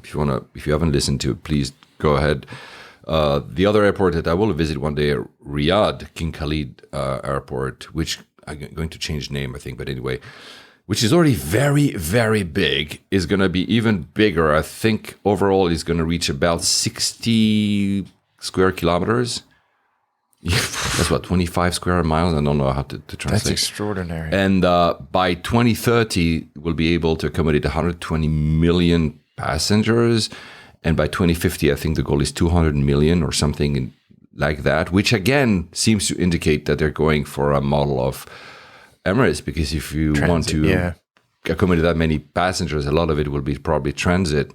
And they'll have 6 runways or something. So really, they're investing. Look, they're investing. Doesn't mean that the strategy will work. I hope for them that it does. But that, I just wanted to mention it because at least as planning airports and loving designs, I would love to see all these new things that are being built. Oh, absolutely. Absolutely. And I think it does. I think it will introduce some more competition. Hopefully. But, we're a few years away from all of this happening, so who knows? Still in the region Emirates, we've mentioned quite a few times. I called, when we did the episode, which one was in Madrid, I said Emirates is the Apple of airlines because of the consistency. Something that Sunil at Glucode liked a lot. So I just, I don't think I said it in the episode. I think I used it as a tag on Instagram and Twitter. Anyway, they have a new livery. Can you spot the difference? It's very subtle, isn't it? Very subtle. It reminds me of the Cathay tweak. Well, actually, it's even less pronounced than that, isn't it? It's very, very subtle. They say it looks a little bit more 3D. Okay, the tail, the flag. Oh, the flag on the tail, yeah. They removed Emirates.com. Yeah, I kind of like seeing that on the big belly of the A380 as it flew over. But honestly, it's the same. So I don't know which... It is pretty. I mean, when I read, there's a new livery, I immediately clicked. I wanted to see the pictures. I'm like, which one's the old one? Which is a new one? Yeah. Yeah, no, it's... I mean, at the same time, that same consistency, subtle. They're so known that it's almost like you cannot change it. It's like Coca-Cola. Now, I'm not saying that Emirates is as known as Coca-Cola, or maybe it is, but the Coca-Cola has never changed because it's so well known. It would be too drastic to change. Maybe Emirates is also, I'm not saying they're stuck, but maybe they're the brand is so well recognized with the colors and how it looks like that they don't want to mess it up. Yeah, I think that is the case. I mean, I think it's your comparison to Coca-Cola is not that far off because that logo is on so many football jerseys and all over the world. So I think it's stadiums. It is up there in terms of iconic brands. And it's good. I mean, I know the livery is not the brand, but still, yeah. Yeah, but anyway, so congrats on the new livery, I guess. What did Cathay Pacific do? Did they remove the Pacific? What was it? They did that, and they removed the red accenting, and they just made it more. This is when they killed Dragonair and Cathay Dragon and all that, and they just made it all one unified brand. So it's not staying in the region, but since we just mentioned the king of A380 Emirates, which is what you need to fly if you want to fly an A380. Now, I want to hear your thoughts about this. There's a UK-based airline called Global Airlines, and they're not leasing, they bought completely 380 with a plan to buy 3 more. Of course, they're not new, they're second-hand because... Third hand, yeah, because Airbus is not producing them anymore. What? There have been so many airlines that have tried to start out of the UK in the last few years, let alone in the last 30 years. And almost without exception, I can't think of an outlier, they fell before they've even literally and figuratively got off the ground. They lease one... old 330 and put a picture of it in their livery up. They failed to get their operating certificate for whatever reason from either the UK or from wherever they intend to fly, and they disappear. And these guys are going to be the same. Oh, so you forecasting? 100%. 100%, because there is a reason why so many airlines are divesting themselves of their 380s. There's so many reasons why these frames are available.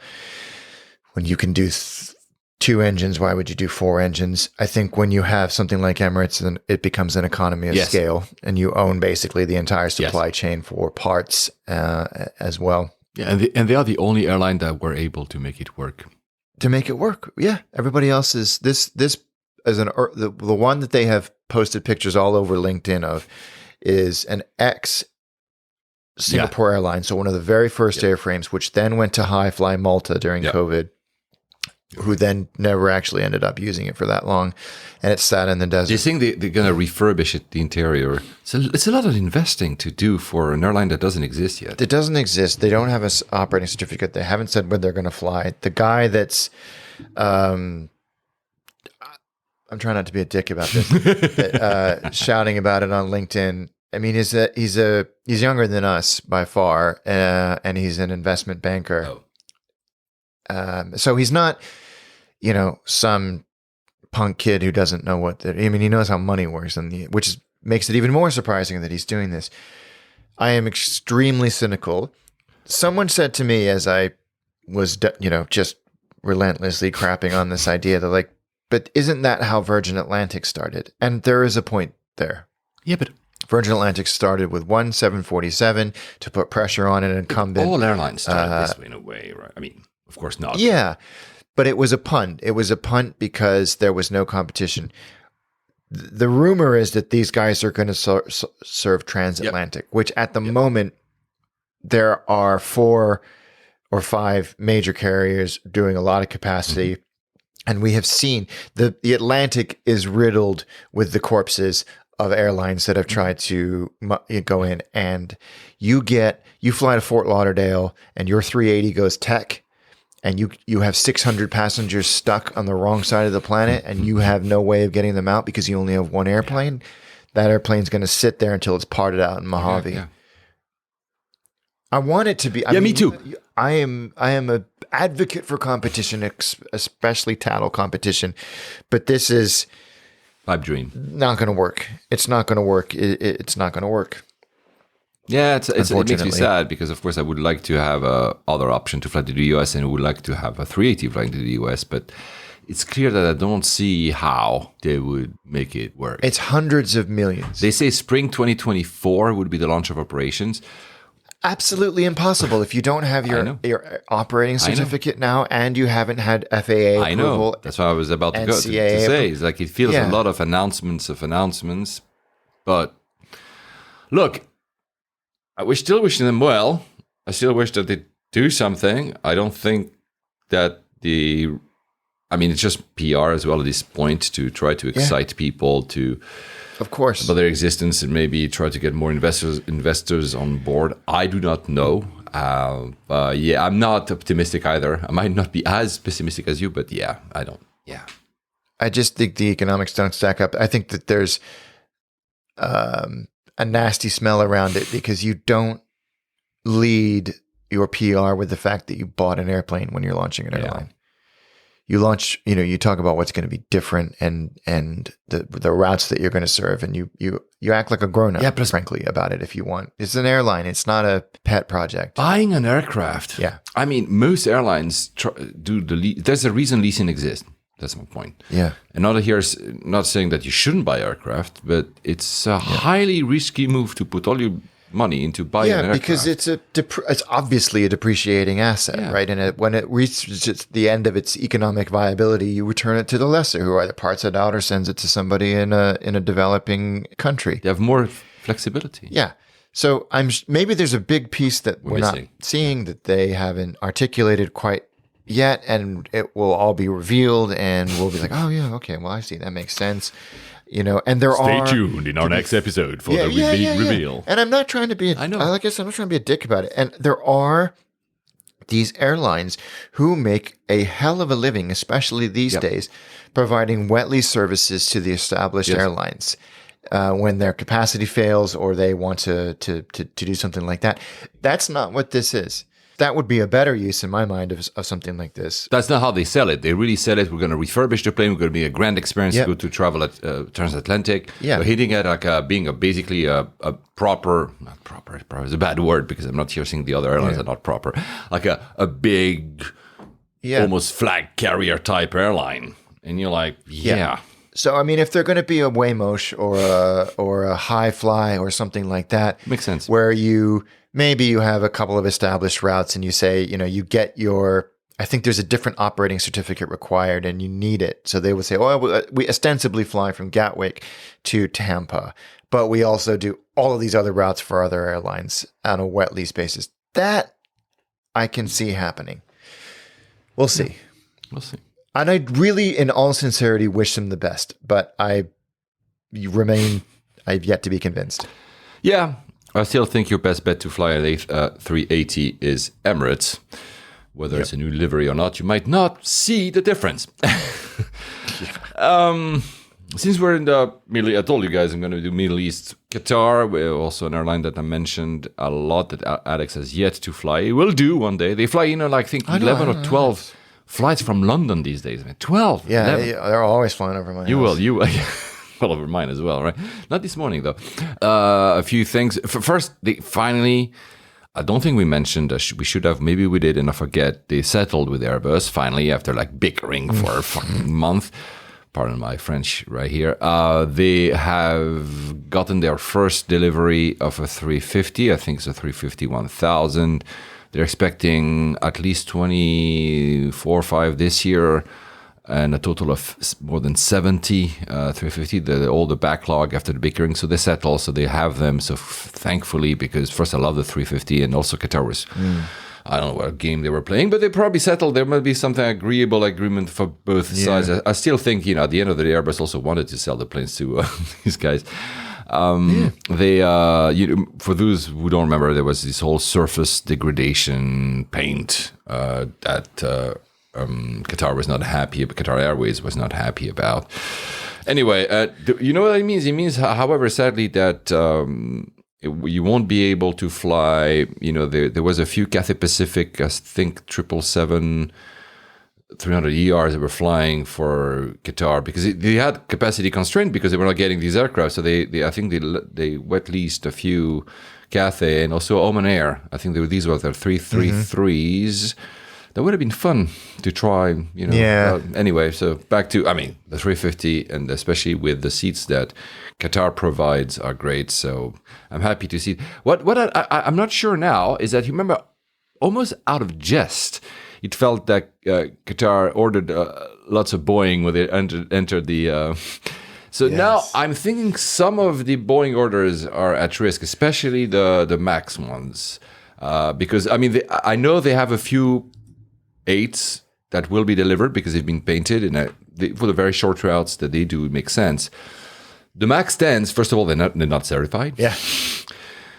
And I think it was a dick move against Airbus, but now that Airbus is back, Airbus, I think, will be very happy to provide the 321 long-range XLRs that they were supposed to give. So I'm not sure. It's just interesting. What you can do when you have a lot of money. Yeah. Al Baker. Yeah. Oh. You know what, Al Baker? So Al Baker is teasing a new seat. So they have the Q Suite, and he's already teasing the next iteration, I guess. We don't know. We haven't seen anything. No, demo, no leaks, nothing. It could be also something that is only for the Dreamliners, which I've told you guys, the Dreamliner, they call it Q Suite. It's not. It's a tiny version of a Q Suite. It's not a Q Suite. It's more like what you said, like a herringbone with a door. Not that it's bad, but it's not the one that you promised Q Suite. Wow, I'm going to have like my own private cabin, something. Anyway, he's teasing a new seat in Al Baker style. He congratulated Lufthansa on their new seats, the 24 version of a seat that Lufthansa and Swiss have, saying that, congratulations, but you're nearly 12 years behind Qatar Airways product improvement. God, he's such a smack talker, isn't he? I'm sorry. He's a dick, but at the same time, he makes me laugh. Oh, yeah. Oh, all industries need a character like that. And he says to the group chief of Lufthansa, he says, yeah, he's my friend. He's also, an economic adversary, but he's my friend. And if he will invite me, I will certainly fly in this product, and I will tell him how many mistakes he has made. This guy. A friend indeed. He's entertaining. He really is. So Yeah. So that's and last but not least, very also probably Qatar style. They've opened a Louis Vuitton lounge at Doha. Of course they have. Yeah. So first of all, I'm not sure it's a lounge because it's within the Al Murhan, which is one of my favorite lounges, so the business class lounge for Qatar Airways and One World Emerald, I think. So it's a great lounge, and within it, I haven't seen it. They've built a Louis Vuitton. Like, it's not a pop-up; it's an actual thing, right? There's a restaurant, there's a bar, there's a spa, there's a business center. So it's a lounge within a lounge that is Louis Vuitton. The one thing I mean, first of all, maybe you love Louis Vuitton and you want to do it. Alex, maybe you will do it. I don't really care. However, the lounge is free, right? You can, like most these lounges, you can drink for free, eat for free. And the Al Murhan Lounge has great options. Most of the stuff is paid, first of all. And then, yeah, they have a Michelin star chef, but I'm going to just quote you the price of a tasting menu at the Louis Vuitton Lounge is £340. What? In a lounge? No, thank you. Anyway, guys, if anyone of you wants to do it, especially will do it or has done it, once you do it, please send us pictures. Oh, I'd love to see that. Yeah. But also tell us how it is. I mean, I'll end up flying again, Qatar, and I will definitely, since Al Murhan is my favorite lounge, is right there, I'm going to enter at least. I don't think there will be a fee to enter. I guess not. I don't know. It's, yeah. Anyway, let's just play some. Yeah, but Doha, I told you, with the new garden in the south, north, whatever lounge they've created, which I haven't seen yet. It's an airport that you have to do one of these days. We have a bit less than 15 minutes before. So what else could I talk before? Yeah, a few feedbacks, maybe. Yeah. First of all, I wanted to thank. I don't remember who said it, but if you just follow us on Apple Podcasts, you never see that, which most of the people that actually listen to us are on Apple Podcasts. And it's just due to the Apple Podcast, the way it works. We have one logo for each episode. You can see them on Instagram or on Twitter at @lay_overs. And somebody, I forgot, I'm really sorry, said, oh, how cool was the one from episode what was it, 1, 2, 3 with Ed, the Concorde, because usually there's always a plane, and on that one I had switched the plane to a Concorde. If you don't know what I'm talking about, it means that you're on Apple Podcast, you don't follow us. Yeah. So thank you. It's just, I love to play with logos, so I did that. It's very cool. All of the stuff you've done on that is beautiful. Little things. And I always have like our faces. So I have now an O2 thing, so it takes screenshots during which is sometimes really bad, because sometimes our screenshots, I'm struggling to find a face which is kind of agreeable, because again, I used to press myself, the kind of screenshot, and now I put like something it takes every X amount of time. And then like we are like not looking at the camera or looking down or making like a strange face, and I'm struggling to find good things. Yeah. At the best of times, yeah. Anyway, so yeah, some people rightly so complained about the fact that I don't do real show notes. I should. I don't have the time, but I will. So when I mentioned last time was the new podcast of our friend Avi Alex, Sky Lounge. I didn't put the link on the show notes. I will try to be a better guy doing this. I'm so sorry. I'm doing it. It's once we finish a recording, which will happen in about 10 minutes, I usually press stop. I launch the processing and I almost do nothing, and then I put it on. I just create the logos. But I will make an effort. But sometimes I even forget what we've been talking about. We just put I know, for 2 hours. Yeah, no, it's exactly. So a few feedback. I'll do a first batch today, and because we received quite a lot, and another batch next time because some of them are really cool. First, at Michael Raj Paul on Instagram, I think, Instagram. I've been listening since 2020, and it's helped me get through the rough year of 2020. Beginning July 3rd of this year, I'll be traveling to South Korea for 5 weeks, Germany for 6, Greece, Cambodia, and Thailand for a month each. And so far for a month booked in Malaysia as well. This is a big trip for me. Man, it's a big trip for everyone. I was going to say, that is Crazy. Wow, Odysseus, man. And he's going to be listening to Layovers wherever he is, and he thanks us. Man, but that's wow. Very cool. Yeah. So I love how he started, like it was a rough year, and then you go to a trip that Alex and I will probably never do in our lifetimes, having like such a, like basically a full year or years, because he says that the trips could potentially last years. Yeah, well, I trust that. Wow. So Michael, kudos, and if you fly strange airlines or whatever, don't hesitate to let us know. Absolutely. Tell us everything. That's unbelievable. It is. How cool. At Sully in Madrid, also on Instagram, longtime listener, that of course reacted. I think I forgot to mention it. He reacted on the Madrid episode. He knows the airport from the back of his hand, and he said, "You remember the article from the FT?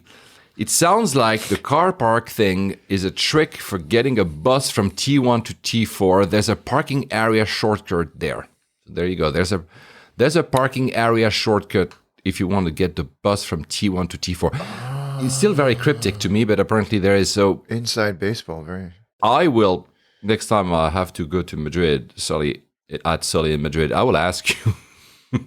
Yeah, because and he adds, I guess my love for the airport is sort of like how you love an old car where things don't work exactly how they should, but you know to hit the dashboard on exactly the right spot to tune the radio. That's called Stockholm Syndrome. He learned the ropes out of frustration, he said. So there you go. I believe it. So the one easy tip that I can give you for T4 and T4S is to always use the lifts rather than the escalators. With the exception of arriving into T4S from T4 going to passport control. Man, you're already adding like a caveat, you see? But it's true that I always prefer escalators in general because I like to walk. But it feels like every time I took it to Madrid and I saw the people from the lift clearly arriving before me. So I think it works. There's one or two airports where that's a really good, It's like the warp zones on Super Mario Brothers. It's just the way to get ahead of it all. At Daniel Cavan, at Dan Cavan Legal, Daniel Cavan. I'm a few episodes behind on Layovers, and he shows us a picture of listening to 127 on his Air Canada flight from YVR to LAX. Thank you, because we used to ask for those to people, so you can do that. I need to redo something on Instagram when I take the pictures of you guys listening to I love this. our show, and I will post them. And by the way, Han Chicago had done the same. He was listening to Madrid episode, and he was flying JAL from Haneda. Very jealous.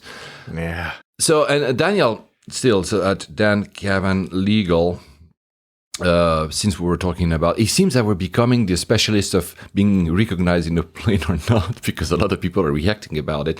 He sent us a picture. He was flying with his 2-year-old last year on Delta One from LAX to Sydney, and he got handed a handwritten note by Delta crew. So there you go. Very nice. Very nice. Very nice. And Dewey Stedman. I think it was on Twitter, but I'm not sure. Instagram, guys, I'm so sorry because I keep mixing the notes I'm taking. Send us a picture from American Airlines, a handwritten note. Thanks for flying with us. It's dated from May 2023. Thank you for being an AA Advantage Executive Platinum member and for continuing to choose American Airlines, and then signatures, all handwritten. So it's very nice. Very nice. And he adds that I've been a listener for many years, and your experiences and advice have helped me immeasurably on my work travels. My goodness. Well, thank you. But did we really advise people? Yeah, I don't know. No, we've probably steered a lot of people in a lot of different and incorrect ways. He only listens to Layovers on flights because that's the right thing to do. Yeah, nice. And the last episode, he was listening from National, so DCA, to Raleigh Durham, so RDU. Oh, that's a nice short flight. And that's where he was struck about the conversation we were having with these recognitions. And he says, I'm a frequent flyer trapped by Stockholm syndrome. Yeah. I think we all feel that about our frequent flyer programs. Yeah, well, it's not a bad program, I guess. Anyway, he's so, and the reason he mentioned that is that even though the recognitions and generally the programs have dwindled in quality since COVID, at least there's still like this thank you note, and that was very nice from the flight attendants. He thinks that maybe the flight attendant was listening to our conversation through his headphones that were too and had to. I wish we were that influential. That's Dewey Stedman. I think it was Instagram. Sorry, Dewey, if I'm not correct. Frank Losel, we started the saga last time. Remember, a very tall guy flying through. We were questioning, why are you flying through Heathrow to go to Japan from Germany? And he got back to us. He's probably, because 5 weeks later, probably he's finished and travels in Japan. But he got back to us. The only reason he did that is because, and we were right in our assumption, is suddenly availability for ANA, the new business class opened, and he was supposed to go through Zurich, I think, to fly with Swiss to Japan, and said, and even though the 777 Swiss product is great in business class, he said, you know what, ANA, and that's why he connected through. That makes sense. I think we did speculate that might be the cause, but so that makes sense. And I don't know about you, but every time I try to find mile rewards like this for flights, he told me how many miles he used, which is not the point of this conversation. But for me, every time I try, I either have no availability or I have to use like 2 billion miles for. I have spent the last 3 days of my life immersed in that world, and I could not agree with you more. Right. Or maybe, you know what? It's infuriating. That's for me the biggest shift post-COVID. I need to shift my mind into booking much earlier, which was never the case. Yeah. Maybe we had it too easy. I couldn't book, but I'm crap at that. My life is such as usually clients. It's pretty late. It's not as easy to do that. No. Yeah. Because, even leisure, you're looking for the windows in between all of that client work, and that is not usually under your control. No, it's not at all. Yeah. So anyway, so Frank, I hope that Frank Losel, that was on Twitter. I think he was on Twitter. I hope that flight with ANA was great, and especially your trip in Japan. I think he went all over the place. It must have been freaking fantastic to do that. And he finally says, and I promise I'll do that one day. He's very tall. He's like more than 2 meters high, so it's taller than me. Oh my God. And he said that we should one day talk about what are the good business classes for very, very tall people. And it's true. For instance, the Q Suite is not fantastic and I'm only 195 and he's like 2 or 3 centimeters. So yeah, probably we'll do a feature one day where we'll talk about. That's a good idea. Especially, the cubicles. You mentioned that for the Etihad, the cubicles for your feet. Yep. It's a nightmare. These new things. Yeah. It's you outliers in height are struggling. Yeah. And we have 3 minutes, so maybe just 1 or 2 more. Martin Hammer at the Saint S85 on Twitter. I didn't realize he's been listening for a very, very long time. He works as a pursuer senior flight attendant for, he says, Paul's former home carrier, so Swiss, clearly. And he was listening to us, I think, on Narita Zurich, which took 14 and a half hours because he had to fly over the US. Oh, my God. But I mean, I'm 14 and a half hours. But yeah, no thanks. So, yeah. So thank you for, I kind of, I mean, look, he says, because of what I do for a living, I think it's so inspiring to listen to you guys, not only to hear how other carriers do differently, but also to hear from you as frequent flyer what you really expect from a crew or enjoy on board. Of course, he mentions the whole thing about recognition. Told you, man. Free cheeseboards. That's all I care about. We should rename our podcast Recognition. Yeah. But, I mean, first of all, that's very kind to say, Martin. Yeah. But it's like, I feel suddenly a certain responsibility that I didn't have before. Yeah, and it's amazing that somebody who lives this day in and day out still enjoys our nonsense. Yeah.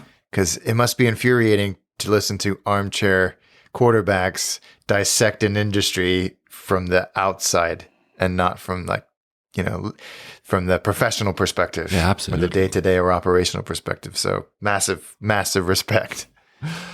Anyway, Alex has to go. Hard stop in about 2 minutes. I'm going to have to run the music of the end. Guys, we promised, and I'll stick to this time because my office has finally been rebuilt. I have an actual ceiling.